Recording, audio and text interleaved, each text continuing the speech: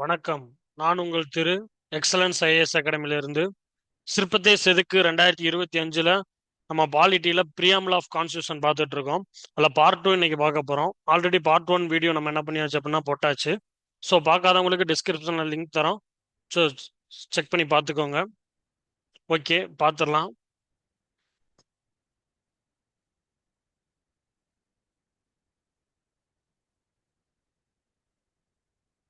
First question. சுதந்திர சமத்துவம் சகோதரத்துவம் என்ற முழக்கங்கள் இந்திய அரசியலமைப்பின் முகவுரையில் முக்கியத்துவம் தரப்பட்டுள்ளது. இவை எந்த புரட்சியின் முழக்கங்கள் ஆகும் அப்படின்னு கேட்டிருக்காங்க. ஸோ 1789 பிரெஞ்சு புரட்சி நடக்கும். ஸோ அதன் மூலமாக தான் நம்ம சுதந்திர சமத்துவம் சகோதரத்துவம் அப்படின்ற வார்த்தைகள் எடுத்தோம். ஸோ அது போக என்ன அப்படின்னா குடியரசு அப்படின்ற ஒரு வார்த்தையை என்ன பண்ணியிருப்போம்னா சேர்த்து எடுத்திருப்போம். ஸோ அதுதான் இதுக்கான ஆன்சர், பிரெஞ்சு புரட்சி 1789. ஓகே, நெக்ஸ்ட் கொஸ்டின் பார்த்தலாம். இந்திய மக்களாகிய நாங்கள் இந்தியாவை ஒரு இறையாண்மை கொண்ட சமதர்ம மதச்சார்பற்ற ஜனநாயக குடியரசு அமைவதற்கு உறுதியுடன் தீர்மானித்துள்ளோம். ஸோ இந்த ஆர்டர் தான் நிறைய தடவை டிஎன்பிசியில் கேட்கப்பட்ட ஆர்டர். ஸோ ஞாபகம் வச்சுக்கோங்க, இறையாண்மை, சமதர்மம், மதச்சார்பற்ற ஜனநாயக குடியரசு. ஓகேவா? ஸோ அதுக்கான காரணம் என்ன கொடுத்துருக்காங்க அப்படின்னா, முகவுரை இந்திய அரசியல் சாசனத்தின் அதிகார மூலதனம் மற்றும் இந்திய நாட்டின் தன்மையை வெளிப்படுத்துகிறது. முகவுரையோட நோக்கமே அதுதான். யாராச்சும் ஒருத்தவங்க அதை பிரியாம்பல படிக்கிறப்ப, ஓ இதுதான் இந்தியாவா அப்படின்னு புரிஞ்சுக்கிறதுக்கு தான் அந்த பிரியாமல். அதோட தன்மை என்ன பண்ணுது அப்படின்னா வெளிப்படுத்துது. அப்ப இது கொடுத்த கூற்றும் கரெக்ட், காரணமும் கரெக்ட். அப்ப இதுக்கான ஆப்ஷன் பி. ஏ மற்றும் ஆர் ஆகிய இரண்டும் சரி. ஆர் என்பது ஏயின் சரியான விளக்கம். நெக்ஸ்ட் கொஸ்டின் பார்த்தலாம். பொறுத்துக. இறையாண்மை. ஃபர்ஸ்ட் கொஸ்டின் என்ன கொடுத்துருக்காங்கன்னா இறையாண்மை. இறையாண்மைக்கு என்ன அப்படின்னா முற்றிலும் அரசியல் சுதந்திரம் மற்றும் இறை அதிகாரம். ஸோ இதுதான் இதுக்கான ஆன்சர். அப்போ 1க்கு 4. அதுக்கடுத்து பார்த்தீங்க அப்படின்னா பொதுநல கோட்பாடு. ஃபர்ஸ்ட் பொதுநல கோட்பாடு எங்க இருந்து எடுக்கப்பட்டது அப்படின்னு பார்த்தீங்கன்னா அமெரிக்கா. ஓகேவா? அந்த பொதுநல கோட்பாடு என்ன சொல்லுது அப்படின்னு பார்த்தீங்கன்னா, எல்லாவித வேற்றுமையும் தாக்க சமூக மாற்றத்தை உருவாக்குதல். எல்லாவித வேற்றுமையும் தாக்கணும், சமூக மாற்றத்தை உருவாக்குறது தான் பொதுநல கோட்பாடோட நோக்கம். அதுக்கு அப்ப இதுக்கு 1. மதச்சார்பற்ற. இது இந்த 2 கண்டுபிடிச்சாலும் நம்ம என்ன பண்ணிடலாம், ஏ இந்த ஆன்சரை கொடுத்துடலாம். சரி, ஓகே, அடுத்து என்னன்னு பார்ப்போம். மதச்சார்பற்ற அப்படின்றதுக்கு என்ன மீனிங் அப்படின்னா, எந்த மதத்தை வேண்டுமானாலும் பின்பற்ற பறைசாற்ற சுதந்திரம் இருக்கிறதா மதச்சார்பற்ற. அப்ப 3. அடுத்து பாத்தீங்கன்னா 2. ஜனநாயகம் அப்படின்னா என்னன்னா, மக்களால் மக்களுக்காக மக்களே ஆட்சி செய்யும் ஆட்சி தான் ஜனநாயகம். இதை சொன்னது யார் அப்படின்னா ஆபிரகாம் லிங்கன். நம்ம ஸ்கூல் புக்ல கொடுத்துருக்காங்க, ஆபிரகாம் லிங்கன். ஓகேவா? ஸோ 4, 1, 3, 2 தான் இதுக்கான ஆன்சர். அப்ப ஏ தான் இதுக்கான ஆன்சர். Okay, next question. இந்திய அரசமைப்பு முகவுரையின் மொழி மற்றும் லட்சியங்கள் கீழ்கண்ட இந்த அரசமைப்பின் செல்வாக்கினால் உருவாக்கப்பட்டது. இப்போ இதோட லட்சியங்கள் இதெல்லாம் எந்தெந்த அரசியலமைப்போட செல்வாக்கோட நம்ம உருவாக்கியிருக்கோம் அப்படின்னு பார்த்தீங்க அப்படின்னா, ஃபர்ஸ்ட் அமெரிக்கால இருந்து தான் முகவுரை அப்படின்ற ஒரு விஷயத்த நம்ம எடுத்திருக்கோம். அதுல இருக்கக்கூடிய பெரும் பகுதியை நம்ம என்ன பண்ணியிருக்கோம், யூஸ் பண்ணியிருக்கோம். அப்ப கண்டிப்பா அமெரிக்கா வரும். அடுத்து பிரான்ஸ்ல இருந்து பாத்தீங்கன்னா குடியரசு, சமத்துவம், சகோதரத்துவம், இந்த மாதிரி வார்த்தைகள் எல்லாமே எங்க இருந்து எடுக்கப்பட்டது அப்படின்னா பிரான்ஸ்ல இருந்து எடுக்கப்பட்டது. அடுத்து ரஷ்யால இருந்து பாத்தீங்கன்னா நீதி, 3 நீதி, சமூக, பொருளாதார, அரசியல் நீதி. இந்த 3 நீதிகளும் எங்க இருந்து எடுக்கப்பட்டது அப்படின்னா ரஷ்யா. இப்ப இந்த 3மே நம்ம என்ன பண்ணியிருக்கோம், எடுத்திருக்கோம். அப்ப இதுக்கான ஆன்சர் என்னன்னு பாத்தீங்கன்னா 1, 2, 3. 1, 2, 1, 3 சி. இதுதான் இதுக்கான ஆன்சர். இது ரீசெண்டா கேட்கப்பட்ட ஒரு கொஸ்டின். நெக்ஸ்ட். கீழ்கண்ட வாக்கியங்களை கவனிக்கவும். முகவுரை இந்திய அரசமைப்பின் ஒரு பகுதியாகும். ஆமா, இந்திய அரசமைப்போட ஒரு பகுதி தான் முகவுரை. முகவுரை திருத்தப்படலாம், கண்டிப்பா திருத்தப்படலாம். அதோட கட்டமைப்பு மாறக்கூடாது. ஓகேவா? சோ 3வது, முகவுரையில் கூறப்பட்டிருக்கும் ஏற்பாடுகள் நீதிமன்றங்கள் மூலம் செயல்படுத்த முடியாது. ஆமா, செயல்படுத்த முடியாது. அதுக்கான ஆர்டிகல் எதுவுமே இல்லை. 4வது பாத்தீங்கன்னா முகவுரையே அதிகாரத்தின் மூலமும் ஆதாரம்ன்றது இல்ல. முகவுரைங்கிறது இந்திய நாட்டோட தன்மையை வெளிப்படுத்துறது தான் முகவுரை. அதுதான் அதிகாரத்தின் மூலமும் ஆதாரமும் அப்படின்றது கண்டிப்பா கிடையாது. அப்ப இந்த ஸ்டேட்மெண்ட்ல எதெல்லாம் சரின்னு பாத்தீங்கன்னா 1, 2 and 3.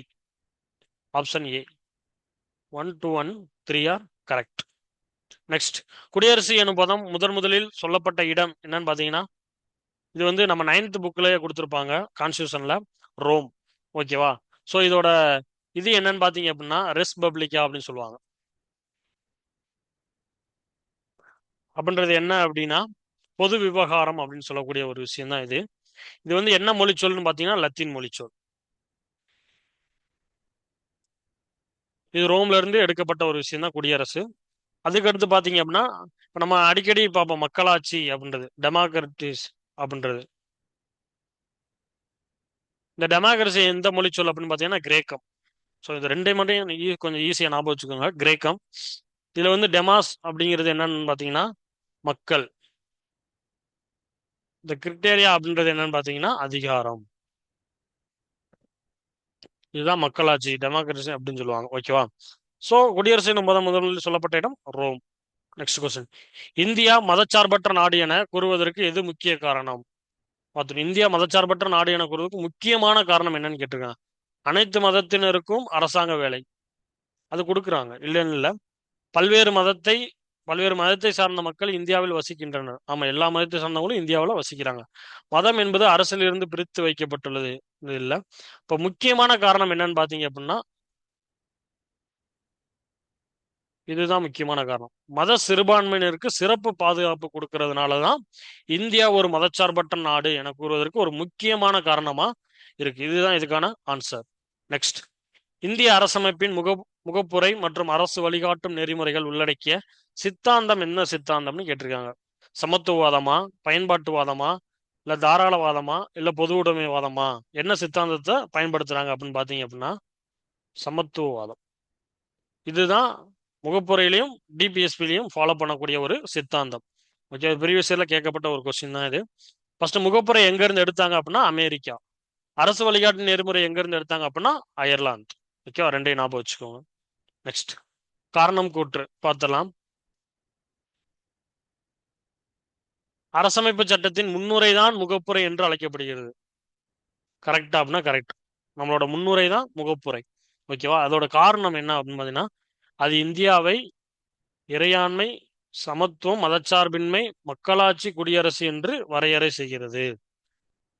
ரெண்டு ஸ்டேட்மெண்ட்டுமே கரெக்டான ஒரு ஸ்டேட்மெண்ட். அதாவது அரசமைப்பு சட்டத்தின் முன்னுரை தான் முகப்புரை அப்படின்றதும், அந்த முகப்புரையில என்ன சொல்லியிருக்காங்க அப்படின்னா அதை இந்தியா வந்து இறையாண்மை, சமத்துவம், மதச்சார்பின்மை, மக்களாட்சி, குடியரசு என்று வரையறை செய்கிறது அப்படின்ற அதோட காரணம் என்னவா இருக்கு?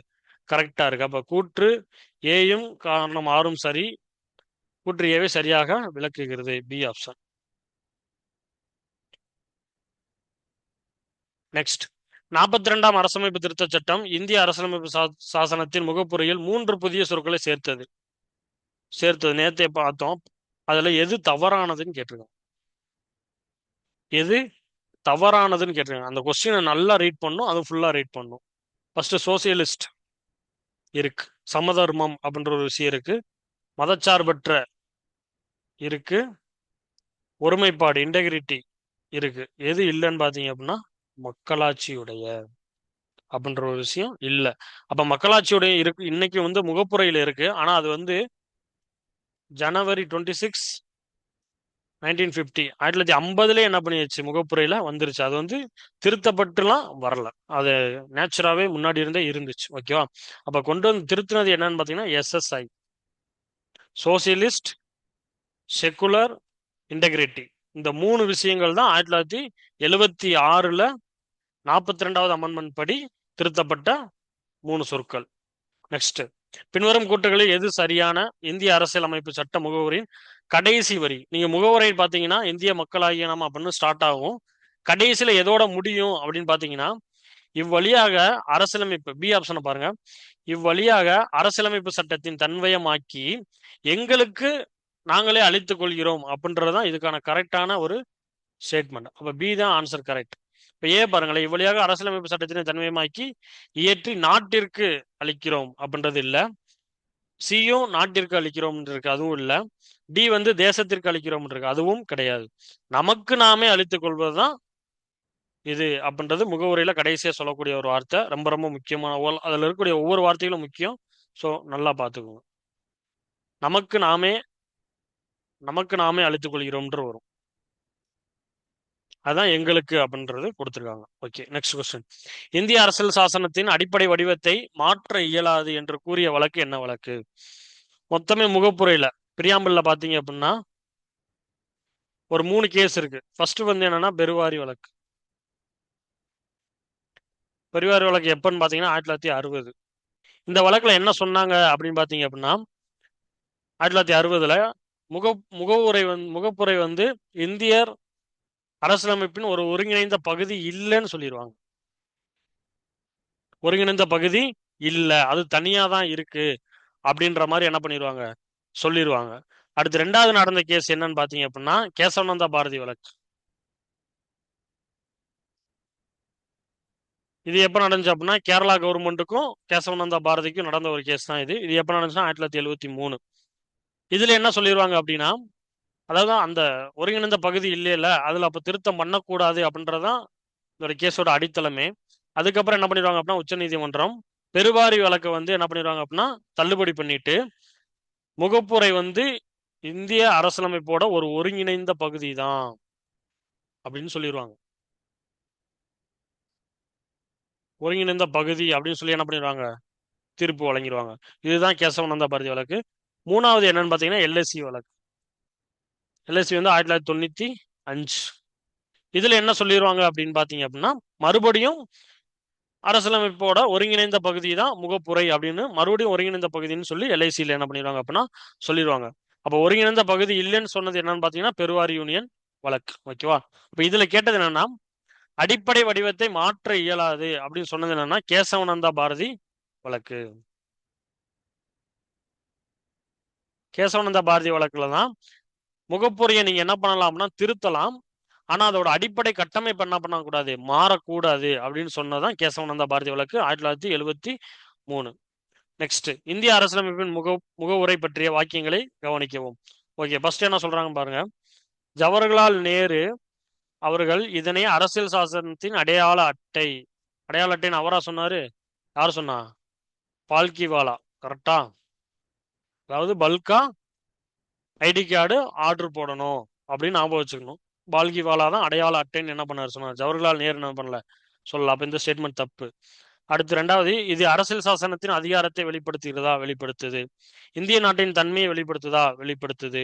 இந்திய அரசியல் சாசனத்தின் கொள்கைகளை வெளிப்படுத்துதா? ஆமா, கொள்கைகளை வெளிப்படுத்துது. அப்ப 2, 3, 4ங்கிறது சரியான ஒரு ஸ்டேட்மெண்ட். நீங்க கேட்டது என்ன கேட்டிருக்காங்க நல்லா தெளிவா பாருங்க. மேலே காணப்படும் வாக்கியங்களில் எது எவை தவறானவைன்னு கேட்டிருக்காங்க. அப்ப என்ன ஸ்டேட்மெண்ட் தப்பு அப்படின்னா 1 மட்டும் தவறு. அப்ப answer B. Next, Kesavananda Bharathi வழக்கில் உச்சநீதிமன்றம் வழங்கிய தீர்ப்பின் சாராம்சமாக கீழ்கண்ட கூற்றுகளில் எது எவை சரியானவை? இப்பதான் பார்த்தோம். கேசவானந்தா பாரதி வழக்குனால என்னன்னா இது வந்து அரசியலமைப்பின் ஒருங்கிணைந்த பகுதின்னு சொன்னது, அடிப்படை கட்டமைப்பை மாற்றக்கூடாதுன்னு சொன்னது, அடிப்படை கட்டமைப்பை மாத்தாம திருத்தலாம்னு சொன்னதுதான் கேசவானந்தா பாரதி வழக்கு 1973. அப்ப இதுல பாத்தீங்க அப்படின்னா இந்திய ஃபர்ஸ்ட் ஸ்டேட்மெண்ட், இந்திய அரசியலமைப்பு சட்டத்தின் முகவுரை அரசியலமைப்பு சட்டத்தின் ஒரு அங்கம் அல்ல அப்படின்னு சொன்னதுன்னா பெருவாரி வழக்கு. அப்ப இது கிடையாது. அடுத்து பாத்தீங்கன்னா இந்திய அரசியலமைப்பு சட்டத்தின் முகவுரை அதிகாரத்தின் தோற்றுவாயாகவும் அரசதிகாரத்தின் கட்டுப்படுத்தும் வரம்பிற்கு உட்பட்டதாகவும் உருவாக்கப்பட்டது. ஆமா, ஆனா கேசவானந்தா பாரதி வழக்குக்கு இதுக்கும் சம்பந்தம் கிடையாது. மூணாவது ஸ்டேட்மெண்ட் பாத்தீங்கன்னா முகவுரை என்பது இந்திய அரசியலமைப்பு சட்டத்தின் ஒருங்கிணைந்த பகுதியாகும். அப்ப இந்த ஸ்டேட்மெண்ட் என்னது? கரெக்ட். அப்ப இதுல கேட்டிருக்கிறதுல எந்த ஸ்டேட்மெண்ட் கேசவானந்தா பாரதி வழக்கோட ஒத்து போகுது அப்படின்னா மூணாவது ஸ்டேட்மெண்ட். அப்ப ஆன்சர் பி. நெக்ஸ்ட் கொஸ்டின், இந்திய அரசியலமைப்பின் முன்னுரையில் பயன்படுத்தப்படும் சகோதரத்துவம் என்ற சொல் தொடர்பான கீழ்காணும் கூற்றுகளில் சரியானவற்றை தெரியும். சகோதரத்துவம்னா என்ன அப்படின்னு கேட்டிருக்காங்க. ஓகே, பார்த்துலாம். இது பிராந்தியவாதத்திற்கு இடமளிக்காது. ஆமா, இடமளிக்காது. எந்த பிராந்தியவாதத்திற்கும் இது இடம் அளிக்காது. வகுப்புவாதத்துக்கு இடம் அளிக்கும்னு கொடுத்துருக்காங்க, நல்லா கவனிங்க. வகுப்புவாதத்திற்கு இடம் அளிக்கும் கொடுத்துருக்காங்க, இல்ல இடம் அளிக்காது. எந்த ஒரு வகுப்புவாதத்திற்கும் இது என்ன பண்ணாது, இடம் அளிக்காது. ஜாதியவாதத்திற்கு இடம் அளிக்காது. அப்ப பாக்குறப்ப எது நெகட்டிவா இருக்கோ அதையும் நம்ம என்ன பண்ணலாம், ஈஸியா எலிமினேட் பண்ணிடலாம். அதையும் கொஞ்சம் புரிஞ்சுக்கோங்க. ஓகே, அப்ப இதுக்கான ஆன்சர் என்னன்னு பாத்தீங்கன்னா A and C, option A. Next, இந்திய அரசியலமைப்பில் சமய சார்பற்ற வார்த்தையின் அர்த்தம் என்ன? சமய சார்பற்ற, அங்க சகோதரத்துவம் பார்த்தோம், இங்க சமய சார்பற்ற. சமய சார்பற்ற வார்த்தையோட அர்த்தம் என்னன்னு பாத்துருவோம்.